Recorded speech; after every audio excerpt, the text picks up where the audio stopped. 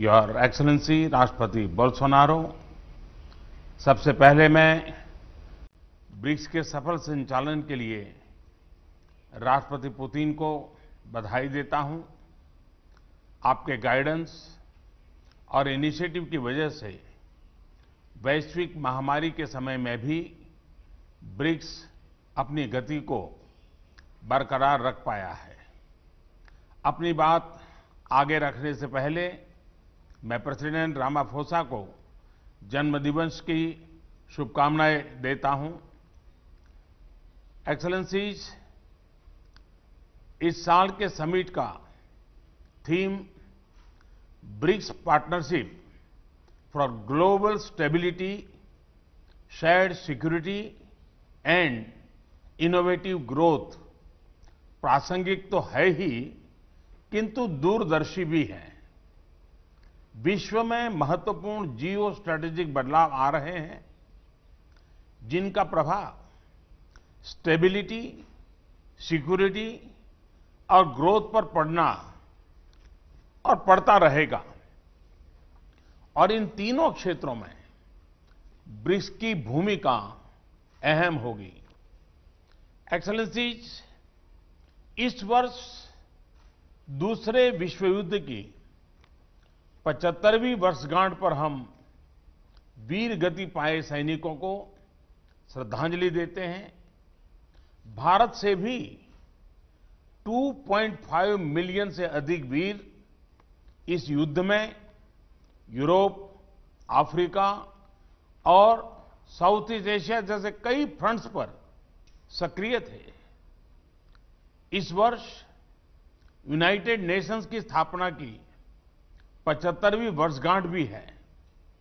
UN के एक संस्थापक सदस्य के रूप में भारत मल्टीलेटरलिज्म का दृढ़ समर्थक रहा है। भारतीय संस्कृति में भी पूरे विश्व को एक परिवार की तरह माना गया है। अतः हमारे लिए यूएन जैसी संस्था का समर्थन स्वाभाविक था। यूएन के मूल्यों के प्रति हमारा कमिटमेंट अडिग रहा है। पीस कीपिंग ऑपरेशंस में सबसे अधिक वीर सैनिक भारत ने ही खोए हैं, किंतु आज मल्टीलेटरल सिस्टम एक संकट के दौर से गुजर रहा है। ग्लोबल गवर्नेंस के संस्थानों की क्रेडिबिलिटी और इफेक्टिवनेस दोनों पर ही सवाल उठ रहे हैं। इसका प्रमुख कारण यह है कि इनमें समय के साथ उचित बदलाव नहीं आया। ये अभी भी 75 साल पुराने विश्व की मानसिकता और वास्तविकता पर आधारित है। भारत का मानना है कि यूएन सिक्योरिटी काउंसिल में रिफॉर्म्स बहुत ही अनिवार्य है। इस विषय पर हमें अपने ब्रिक्स पार्टनर्स के समर्थन की अपेक्षा है। यूएन के अतिरिक्त कई अन्य अंतर्राष्ट्रीय संस्थाएं भी वर्तमान वास्तविकताओं के अनुसार काम नहीं कर रहे हैं। डब्ल्यूटीओ, आईएमएफ, डब्ल्यूएचओ जैसे इंस्टीट्यूशंस में भी सुधार होना चाहिए। एक्सेलेंसीज, आतंकवाद आज विश्व के सामने सबसे बड़ी समस्या है। हमें यह सुनिश्चित करना होगा कि आतंकवादियों को समर्थन और सहायता देने वाले देशों को भी दोषी ठहराया जाए और इस समस्या का संगठित तरीके से मुकाबला किया जाए। हमें खुशी है कि रूस की अध्यक्षता के दौरान ब्रिक्स काउंटर टेररिज्म स्ट्रैटेजी को अंतिम रूप दे दिया गया है। यह एक महत्वपूर्ण उपलब्धि है और भारत इस कार्य को अपनी अध्यक्षता के दौरान और आगे बढ़ाएगा। एक्सेलेंसी, कोविड के बाद की वैश्विक रिकवरी में ब्रिक्स इकोनॉमीज की अहम भूमिका होगी। हमारे बीच विश्व की 42%, 42% से अधिक आबादी बसती है और हमारे देश ग्लोबल इकोनॉमी के मुख्य इंजन में से है। ब्रिक्स देशों के बीच आपसी व्यापार बढ़ाने का बहुत स्कोप है।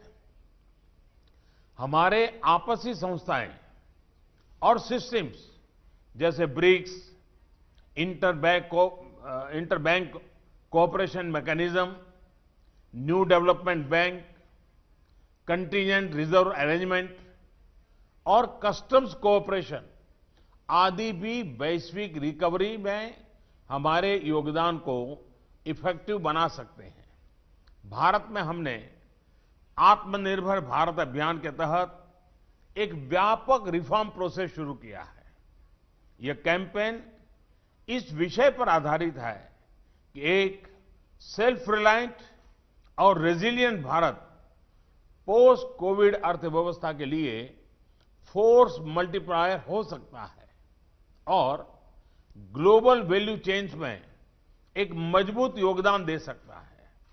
इसका उदाहरण हमने कोविड के दौरान भी देखा, जब भारतीय फार्मा उद्योग की क्षमता के कारण हम 150 से अधिक देशों को आवश्यक दवाइयां भेज पाए। जैसा मैंने पहले भी कहा है, हमारी वैक्सीन उत्पादन और डिलीवरी क्षमता भी इस तरह मानवता के हित में काम आएगी। भारत और दक्षिण अफ्रीका ने कोविड-19 वैक्सीन उपचार तथा जांच संबंधी इंटेलेक्चुअली प्रॉपर्टी एग्रीमेंट्स में छूट दिए जाने का प्रस्ताव रखा है। हमें आशा है कि ब्रिक्स के अन्य देश भी इसका समर्थन करेंगे। अपनी ब्रिक्स अध्यक्षता के दौरान भारत डिजिटल हेल्थ और ट्रेडिशनल मेडिसिन में ब्रिक्स सहयोग बढ़ाने पर कार्य करेगा।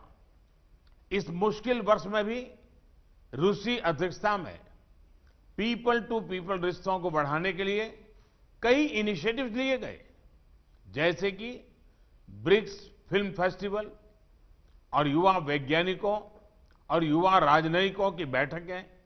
इसके लिए मैं राष्ट्रपति पुतिन का हार्दिक अभिनंदन करता हूं। एक्सेलेंसीज, 2021 में ब्रिक्स के 15 वर्ष पूरे हो जाएंगे। पिछले सालों में हमारे बीच लिए गए विभिन्न निर्णयों का मूल्यांकन करने के लिए हमारे शेरपा एक रिपोर्ट बना सकते हैं। 2021 में अपनी अध्यक्षता के दौरान हम ब्रिक्स के तीनों स्तंभों में इंट्रा ब्रिक्स सहयोग को मजबूत करने का प्रयत्न करेंगे। हम इंट्रा ब्रिक्स एकजुटता को बढ़ाने और इस उद्देश्य के लिए ठोस संस्थागत फ्रेमवर्क डेवलप करने का प्रयास करेंगे। मैं फिर एक बार राष्ट्रपति पुतिन के सभी प्रयासों का अभिनंदन करते हुए मेरी बात को समाप्त करता हूं। धन्यवाद।